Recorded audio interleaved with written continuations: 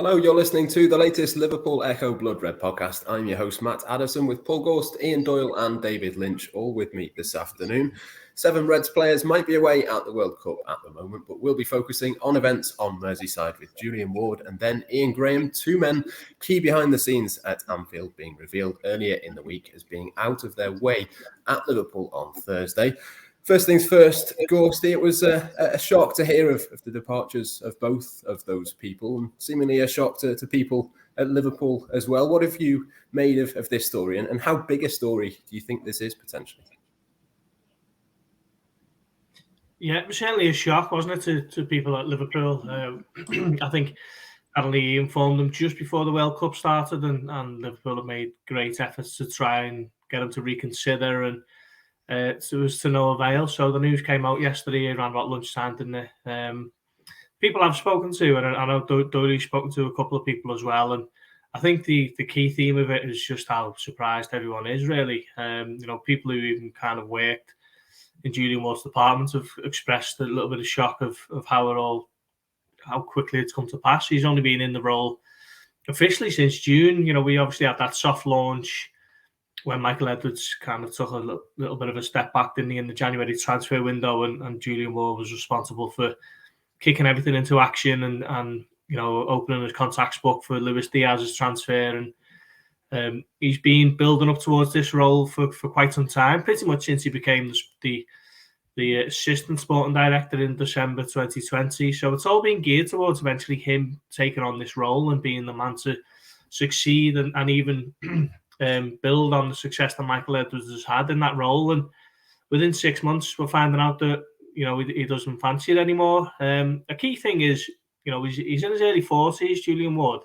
He's been at Liverpool for 11 years, so he's been at the club for a quarter of his life. Much more than that of his adult life.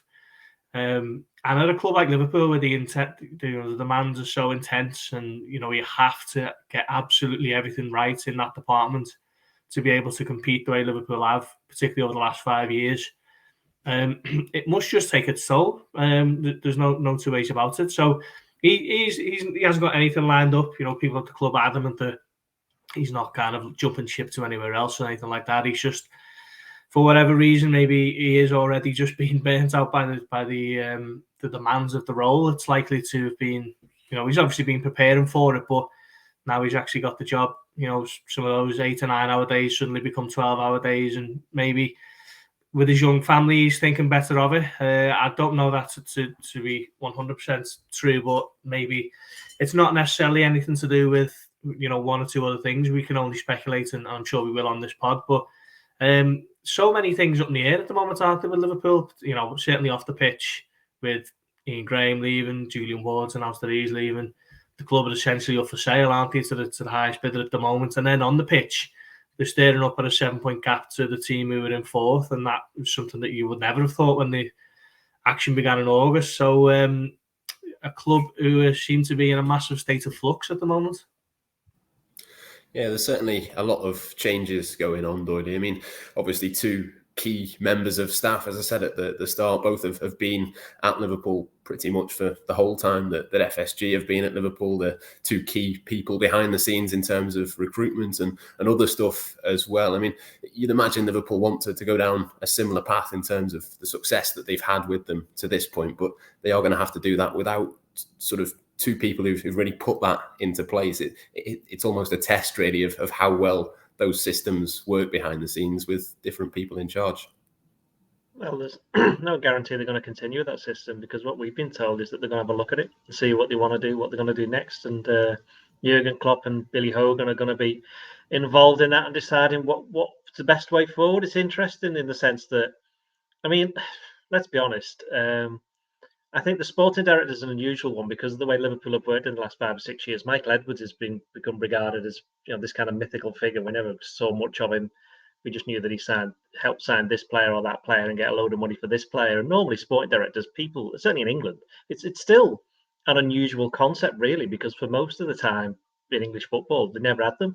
It was the manager just did it all. And obviously, given the demands of what they've got these days, that's pretty unrealistic. So most clubs now have one. So we're still overall getting used to that kind of, the sporting director, how important is he in the run of a club?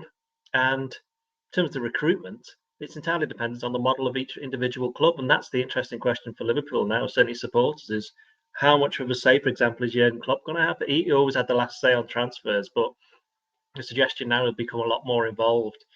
And I know that there are some fans who'll go back to, I think it was 2017, the summer of 2017, where Klopp wanted to sign Julian Brandt, wasn't it? And I think it was Edward said, look, we've got this guy, Mo Salah, he's quite good.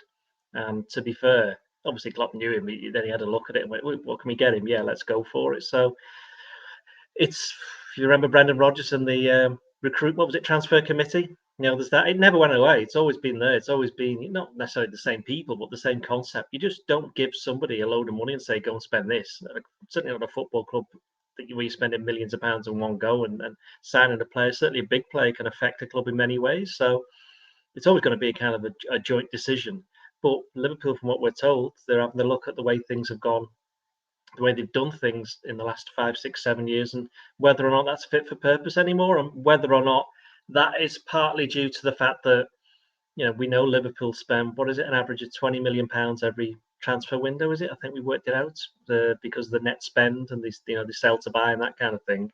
I mean, FSG have always made funds available, but perhaps not to the extent of some other clubs, and they've been quite unwilling to go massively for argument's sake, to speculate, to accumulate. So they never really wanted to do that.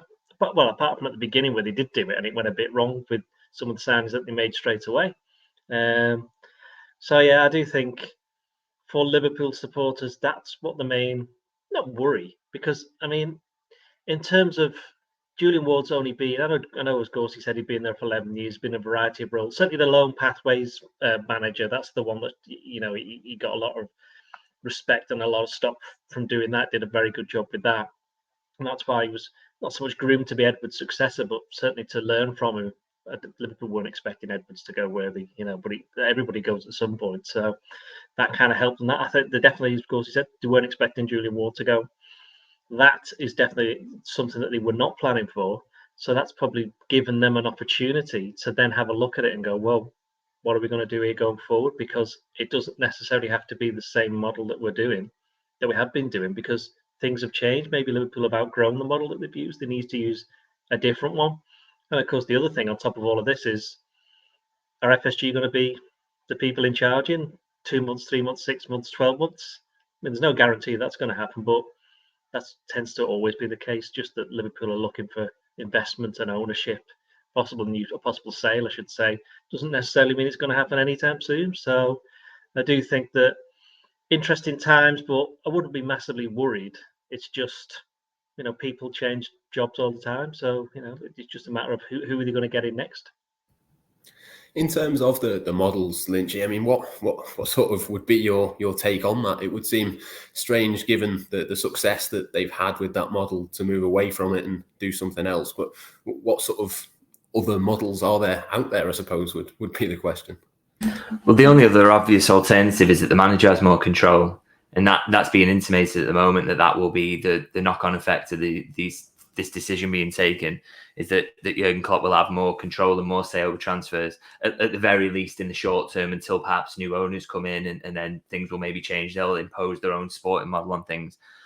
But that for me is a little bit of a worry. I think I don't know why you would, for starters, want to move away from a model that's brought you so much success and for which you've been hugely lauded throughout European football and set as an example to other clubs in terms of how you should do recruitment. The idea that they're going to move away from that now is kind of scary. And I think, it'd be easy to just dismiss Julian Ward's departure on its own as just a product of, okay, maybe some of the things that Gorsty touched on earlier in terms of, okay, he's come into the role and it's not really maybe fitted into his life and it's not what he thought it was going to be, and therefore he wants to move on. But the fact that Ian Graham is going as well suggests that sort of everything is not quite right behind the scenes. There's a disconnect, or maybe people not feeling valued, or not finding that the work is, not enjoying the work as much, because it's, maybe not being used as much, or, and the way that ties into the idea of Klopp being given more sort of sway in the future is that you think, well, it just paints a picture, doesn't it, of the analytics guys being dismissed and not being listened to as much and feeling like they don't have as much power, and the manager maybe having more power than he did in the past because of, because of the victories he's overseen. And I just think that's hugely concerning, because I think Liverpool have, for as long as they've got FSG, and maybe that will not be very much longer, they need to punch above the weight in the transfer market, because they don't spend very much money. So the idea that you leave that process to just one man is sort of worrying. They need to use the numbers, and they need to have something up the sleeve to identify these players ahead of other teams. So to not have that would be concerning. And I think, the idea that they're going to change the model now, I find it hard to believe, really, to be honest. That I don't know whether it's much that they're going to change the model. It's more that I just can't imagine this sporting director vacancy being filled before new owners come in now. I just think that will be that, because I think the idea is to just allow, create as much as a blank canvas as you can now, because of these resignations and departures, and just hand that over to new owners to say, how do you want to do it then? But if that's the long-term aim, and Klopp will retain that power when a new owner comes in, okay, it might be slightly easier with a little bit more spending power, but I just think it's sort of concerning about how Liverpool will compete going forward, because, some of the players they've turned up and some of the transfers they've managed to pull off in recent years are the reason that they went from where they were in the table to now sort of back amongst Europe's elite and considered one of the clubs you don't want to draw in the Champions League and perennial Premier League challengers. So to just abandon that, I think it's concerning from the outside. I'd say that. Do you feel, Lynch, as though it's a club in terminal decline?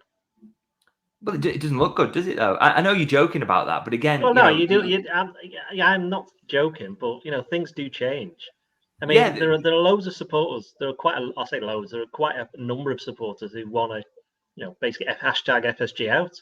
Right, and if this is part of it, should they really be complaining about it?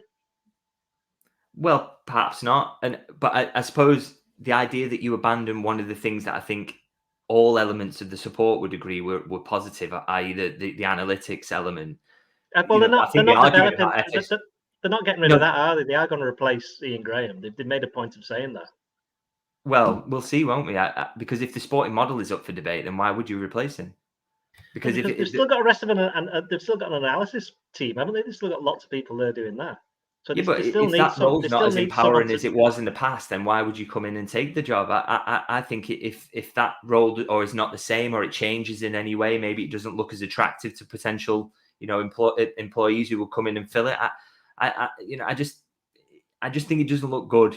Basically, I think the whole thing and the whole, in a period where there's already turmoil, the idea that Liverpool might be changing the way they do things, the ideal situation, and I think everyone would agree, would be to do things in the similar way in terms of using analytics to run your recruitment department, but then maybe just spend a little bit more money. FSG, they don't have to be quite as parsimonious as they have been with the purse strings. You can loosen things up a little bit and spend a touch more. Liverpool generate enough money to do that, but do it in a smart way. But the idea that maybe they'll further down the line they'll spend more money but do it in a less smart way is, well, I'm looking at Chelsea as a really good example of how that can be disastrous. Because I look at their last summer's business. A new owner comes in, splashes the cash, does it in a daft way, and you look at that squad and it already needs a load of work doing to it, despite 200 million being spent on it in the summer.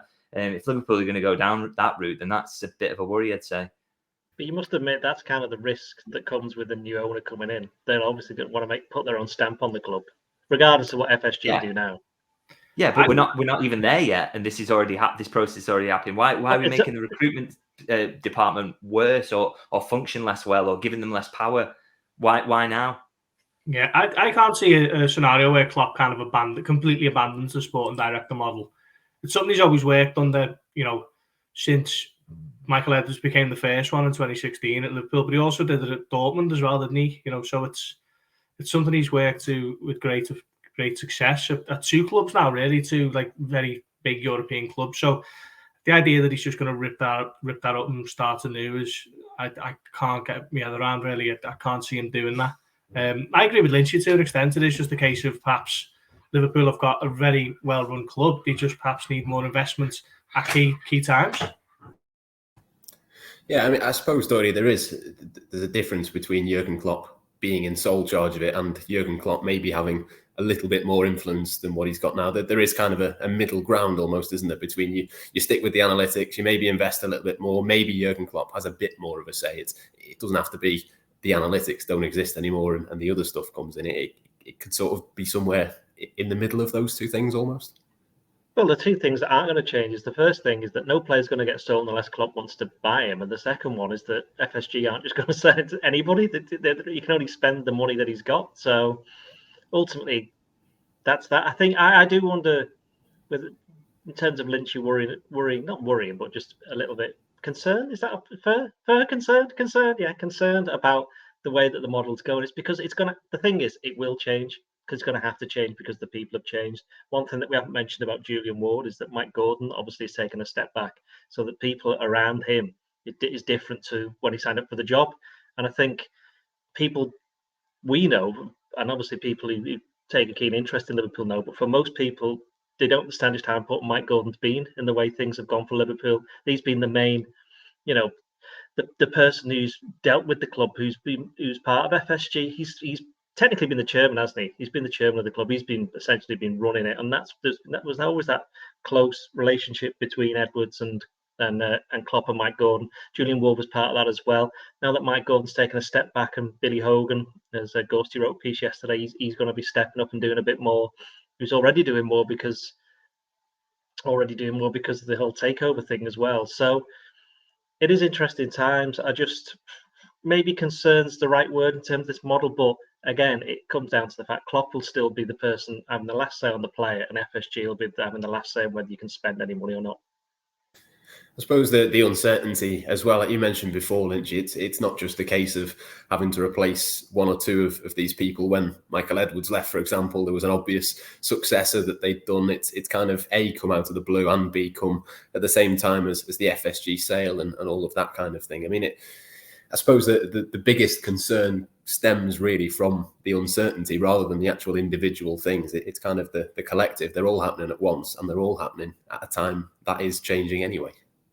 Yeah, and it'd be a lot easier to dismiss, wouldn't it, if things were going really well on the pitch? I think, if all this uncertainty behind the scenes and Liverpool were in second place to Manchester City, a couple of points behind them going into this break and absolutely flying, and you wouldn't have any concerns then. You just think, well, okay, it might be a little bit of a distraction, but the players are fully focused. But because things aren't going quite as well, and they've gone into that break with a big gap to the top four, and the title race, effectively they're already out of it.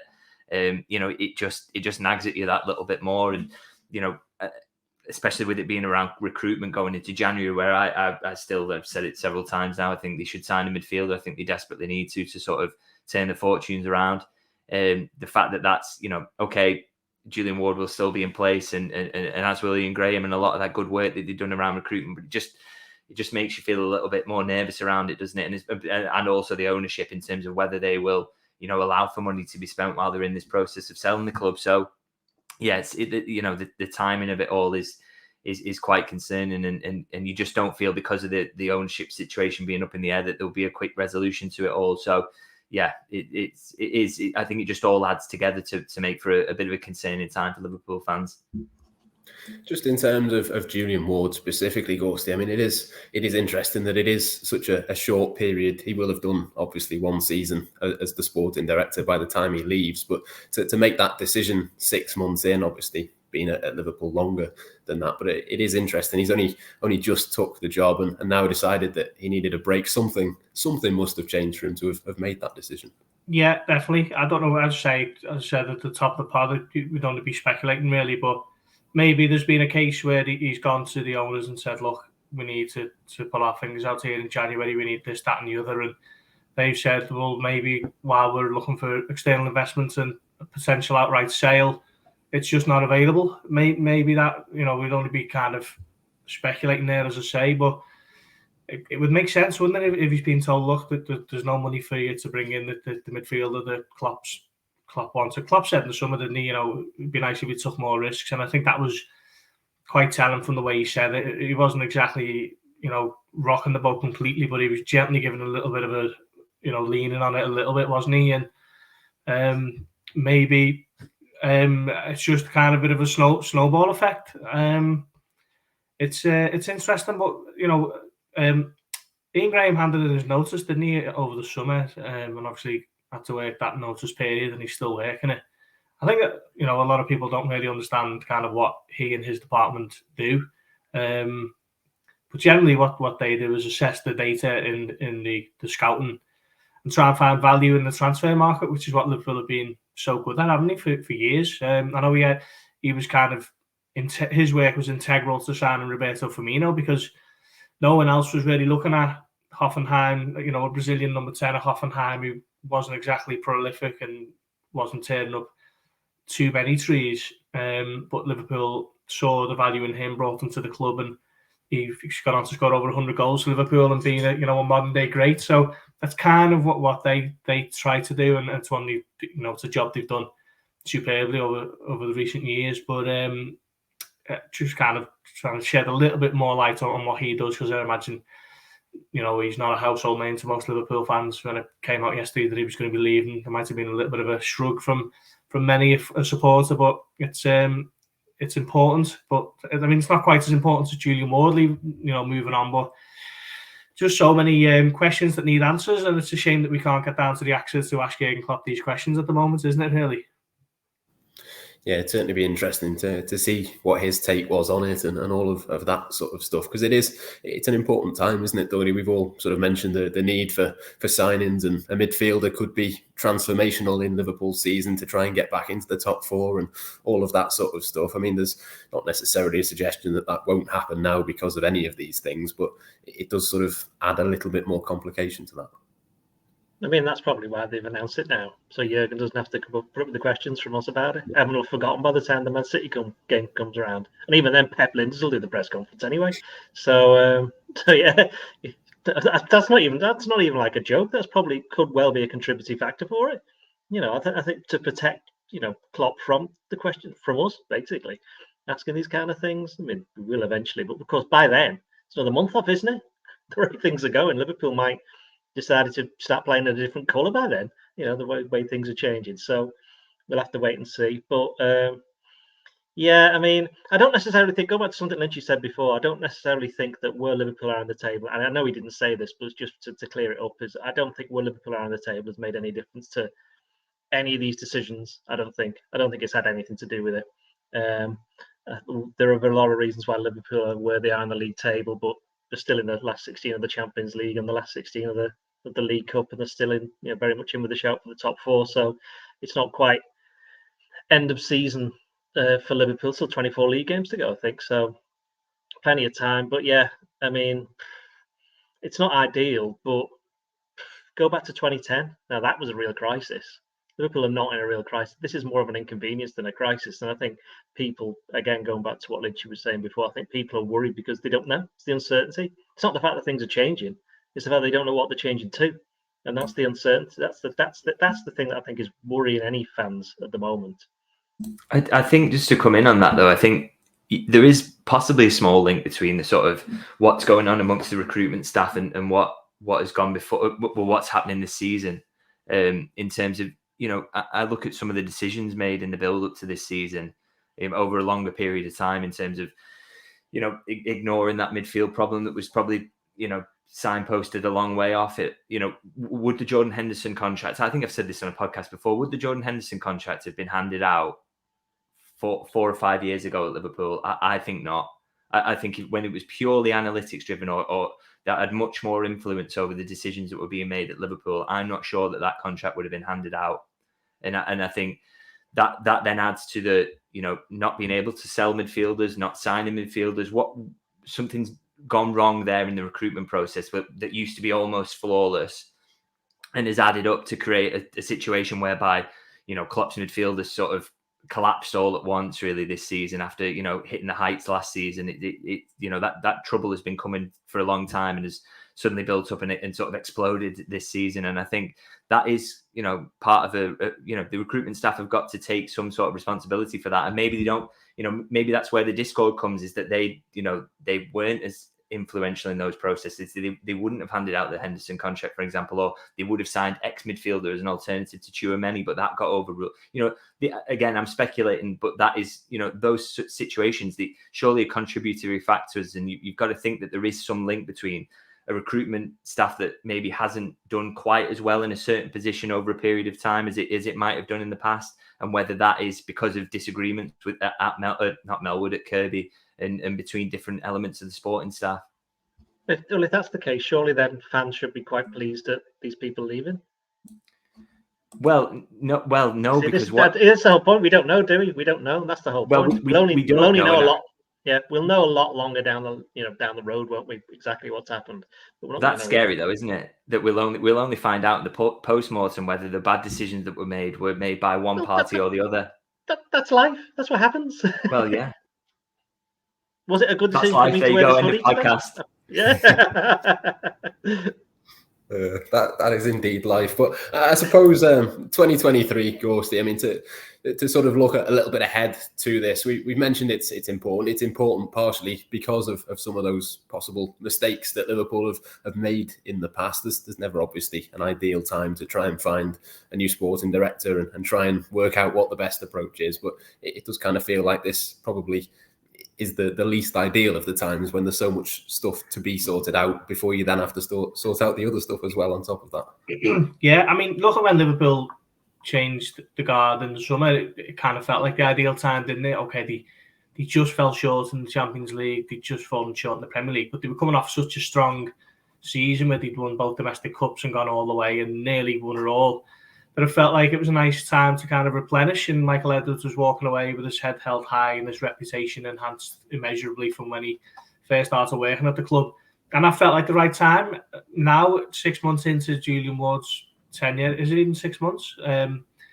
Now feels like, there's so much that needs kind of, attention at Liverpool, not least on the pitch, where, as Lynchy says, the midfield is an issue that's been allowed to stagnate. And now I think, to be honest, I don't know whether it's me being a little bit naive, but I think the owners have looked at it at that particular area and thought, well, to sign one top quality midfielder is going to cost you anywhere between 60 and 100 million.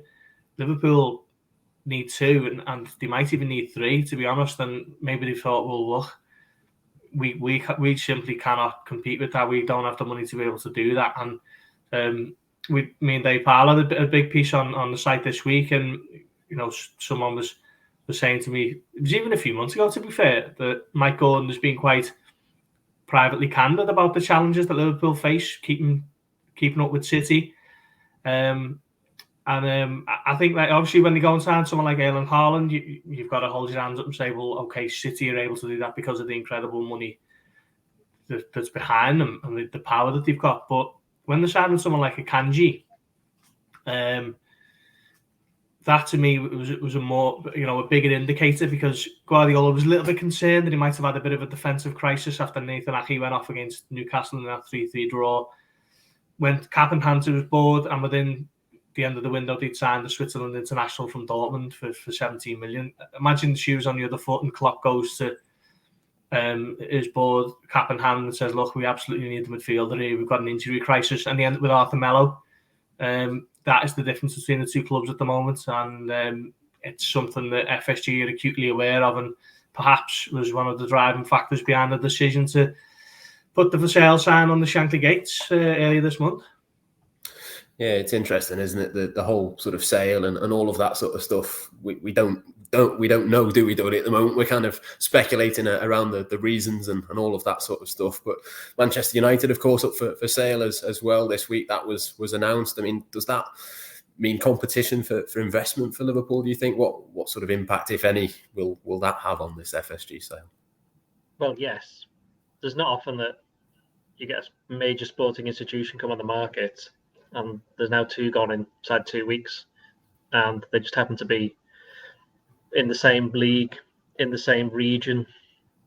A lot have American owners. A lot of them and they're not far apart if we go by the Forbes valuation in terms of how much they're worth. So I think the difference between United and Liverpool at the moment is that you'd have to spend a lot more money on infrastructure at United, because Old Trafford not exactly falling down, but it's not quite the jewel in the crown of English football as it was, say, 20-25 years ago. So it does need upgrading. So there'll have to be a bit of money spent on that, but it's not loads, if we're being perfectly honest. So, I mean, yeah, it's going to be difficult. Make things more difficult having United for sale, because there are only a certain amount of people who can afford to, or consortiums or businesses who can afford to spend the money to buy Liverpool or Manchester United. So automatically it makes it 50% more difficult, because there's another one on the market. I mean, Chelsea went in the summer, but that was different because that was against a clock, wasn't it? Because they had to sell by a certain amount of time, and that was just obviously Abramovich wouldn't have sold if he didn't have to. He was forced into doing it. So it is unusual that you get one on the market, and now it's two. It's going to be hard as well because, unlike say with Newcastle, who it's a lot easier to grow Newcastle from where they are because, again, they don't need the stadium sorted. That's done. Or they can upgrade it if they want. And I think there are some plans. I think that they're gonna do that possibly, but you can just invest in the team, and the gap, the more money that they can make from not being in Europe to get into the Champions League and then winning the or doing whatever they want to do after that, that's a bigger leap than you're ever going to get from Liverpool or United for paying the money that you've got now. If you pay 3.5 million for 3.5 billion, pay 3.5 million, you've done well. 3.5 billion for Liverpool, for example. I think was it FSG they basically it's like more than 1,000% increase or something like that, basically on the value. Well, that's not going to happen in the next 12 years, is it? It's worth well over 10 times what they paid for it. Yeah. So that's not going to happen in the next 12 years unless something ridiculous happens with inflation, which could happen. But then, of course, your pint of milk will cost about £29, so I don't think that's going to really have a massive effect. So, no, I do think it's going to be difficult because it'll be how do you make that final step? And we're talking the final step for Liverpool now, from where they are now, is getting on the same level as Manchester City and Paris Saint-Germain, who are state-owned clubs, or Real Madrid and to a lesser extent Barcelona, who are, well, they're kind of, I'm going to say country-owned, if you see what I mean. Like they do represent the kind of that, a lot of leeway is given for them financially, let's just say, by their respective regions. They're competing against that. So who's going to be able to afford that? I'll ask you, like, what kind of people? And of course, we know exactly what everyone's going to say now. And then it's, well, do Liverpool want that kind of owners? And who's making that decision? Is it FSG? They're doing their due diligence, or they just want to make as much money as possible? Technically, I actually don't think that would be the case. And then it's down to, will supporters happily take on people as owners who are morally questionable, shall we say, overall, in terms of where they're getting their money? If it means that Liverpool can then compete for big names in the transfer market and they can pay their money and go and watch a team that's got a very good chance of winning every single competition and has got very good players playing for them. So, like, what do you want? That's the question for Liverpool supporters now. They could very easily get the same again. Someone like FSG who's going to come in and possibly spend a bit more money, but it's not going to be absolutely, limitless funds. Would they be happy with that, or do they want someone who from another, say, a state-owned or a major company that from certain countries where they think, well, hang on, we've just been having a go for years at Manchester City about where they're getting their funds. We've been having a go in the last 12 months about Newcastle United and what's happened up there and their owners. Should we really be, have we been a bit hypocritical here? I think there'd be enough of a pushback for state ownership like Newcastle, for example. I think Liverpool's, particularly now with the supporters, but I think there would be enough of a kind of criticism of that for it not to pass. I mean, most billionaires somewhere at some point have done something questionable, shall we say, to earn the fortune, but there is a sliding scale to that, isn't there? Let's be honest. It's not a case of Newcastle's owners who have done certain things, and probably not the time and place to go into on this Liverpool podcast. But I think some Liverpool fans would just say, I'm not bothered as long as we spend the most money. But I think the way Liverpool are set up as a kind of fan base, I think there would be enough of a pushback on that. I think as well for the sort of morally questionable, as you put it, for those sorts of buyers, it's similar almost in the sense of you might look at it as say an FSG might not see a huge profit margin, they might not see a huge increase. I wonder as well whether sort of the sort of people who are there maybe to enhance a reputation or something along those lines. I mean, that it's almost similar to the finances in that, like, you you can increase Newcastle a significant amount, increasing Liverpool from where they are now to back being at Manchester City's level. I wonder as well, Lynchy, whether that would kind of appeal to that sort of ownership group. It would maybe make more sense to go with a bit more of an underdog to start with, and then that sort of improvement and increase is a little bit more obvious. Yeah, I see what you're saying in terms of if you're purely doing it as an investment, then to go in at Newcastle level makes more sense. To go in at Liverpool 12 years ago makes more sense because the potential for to sort of make 1,000% on your investment is there if you start at a lower point and then get yourself ensconced in the top four and all the Champions League money starts coming in. But then I do think Liverpool won't quite appeal as much as in terms of a sports washing project or to improve your reputation, because I think ultimately the club in itself is too big and has already got, it's bigger than any potential owners it will have in terms reputationally. And therefore you go in at Manchester City, for example, and it's almost a blank canvas, a club that's absolutely desperate for some sort of identity and some success. They've had years and years and years, been beaten by the near neighbours constantly. They've got this big new stadium that's just ripe for putting advertising all over it. They were really primed for it. And I think Newcastle, very similar, been down in the doldrums for years. Passionate supporter base, admittedly, and they've got that culture there. But, it's easy to imprint upon them because I think that you're not quite the level of Liverpool in terms of your branding. And the same goes for Manchester United. That's why I just don't think they're ideal as sports washing vehicles. And I totally agree with what Gorsty says as well. I think at the first sign of sort of unsavoury state ownership, I think that Liverpool supporters will be out in numbers to protest as well. I think it'd be very difficult. And then, so if you are using it then to improve your reputation or sports wash, then you're on the back foot from the very first step, really. And it's almost like, is it even going to be worth getting it over the line? Because I just don't think the potential is there as a sports washing vehicle, hopefully anyway, because I wouldn't like to see that, obviously. I mean, the other argument is what Matt was hinting at, is that maybe if they want to change their own reputations, Liverpool will be a very good club because of Liverpool's, the history that they've got behind them, their own kind of, I've written something just earlier about, the soul of the club, because all clubs have got that.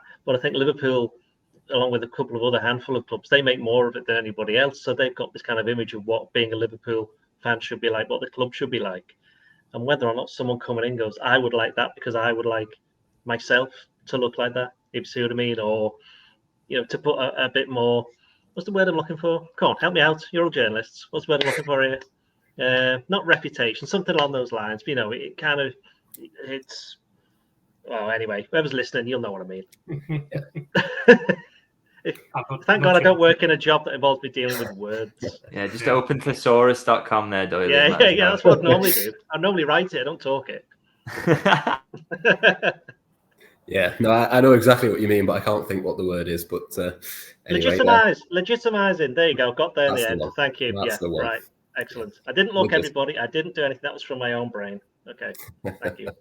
Very good. Excellent stuff. Well, lots of questions still, of course, to be answered across at Liverpool. We'll be on top of all of those. Julian Ward, Ian Graham, and the Liverpool and FSG sale as well. All the updates on all of those things on the Echo's website, all the analysis as well across liverpool.com and Blood Red. But for now, I think that will do us for today's podcast. Thanks to you all for joining us. Thanks for listening, and we'll catch you next time.